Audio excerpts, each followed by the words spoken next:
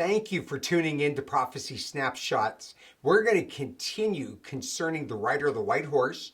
As you know, we're looking at the four horsemen of the apocalypse. And the first rider, the first horse, is the white horse, and that is where the Antichrist comes in peace. But we saw not only is he a liar, but the Antichrist is also a seducer. So here it is, the tribulation begins. It starts with the signing of the 7-year peace pact, as we look at yesterday. So after Jesus comes to this earth, coming here in all of his splendor, we meet him in the clouds of the air, we go back to heaven, then the time clock starts with the signing of that peace treaty between the Jews and the Muslims. Well, we said, well, how's that going to work? Why are the Muslims going to go for that? Because to be upfront, they're the problem here. Well, he's going to make a deal between the two of them. First thing he's going to do is he is going to promise to let the Jews rebuild their temple. Look with me here. This is going to be down in Revelation chapter 11, verse 1. He says, "Rise and measure the temple of God and the altar, those who worship there." Now, it has been the Jews' desire to rebuild their temple there in Israel. As you know, they became a nation in 1948. Jesus said that generation that was born that year, or the last, as far as you can stretch it, that they are not going to pass away until the rapture takes place.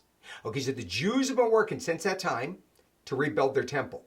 Now, you can check this out for yourself. Look at the Temple Institute. This is on the internet. I mean, this is an absolute fact that the Jews right now have all the money.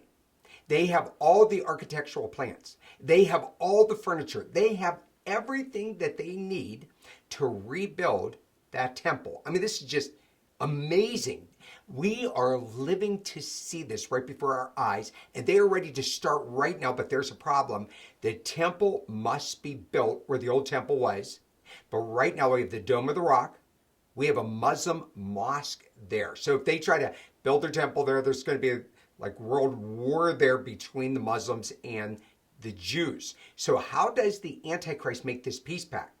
Well, in Revelation chapter 18, it says here in verse 2, it says, "Babylon the Great, dwelling place of demons." Okay, all of Revelation chapter 18 is about the new Babylon that is going to be built. Now, of what we can see scripturally, it's going to sit there right where Kuwait is, right around Kuwait. Now, if you remember, they have already, the Muslims tried to rebuild Babylon there. They actually had started, but it had to stop. Okay, so when the Antichrist comes, believers will be taken out of the world. The Jews will think that he is the greatest person, greatest political leaders ever existed, because he's going to make peace between the Jews and the Muslims. And the way he's going to do that, he's going to tell the Muslims that the world is going to gather together and empower them and help finance the rebuilding of Babylon. It will be the New York City of the world. It will become the center of all business all around the world. And this is exactly what the Muslims want. But I want to let you know that this even goes deeper than that. And the reason why is this. The reason why we see these Muslim extremists and that they're blowing cars up and killing people, mass murders and beheading people is this. They believe that their prophet Mahdi, now their prophet Mahdi is supposed to come at this time.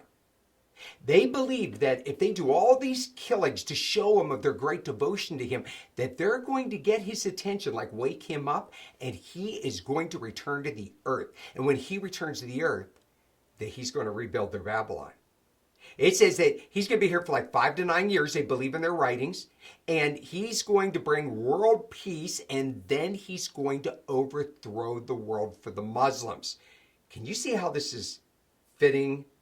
Just like a perfect puzzle. So during this period of time, the 7-year peace pact, he makes peace between the Jews, and they rebuild their temple, and the Muslims, they're rebuilding their Babylonian city, and the whole world seems to be at peace. But what they don't realize is that the Antichrist is plotting to kill the Jews. He's plotting another Holocaust right there in Israel, because all the Jews will go back to Israel right in the middle of the tribulation when the temple is finished to do their sacrifices. You know, when I see all this in Scripture, all I have to tell you is this: don't waste your time. Remember, eternity is what time is made out of. We're all running out of time, but we will never run out of eternity.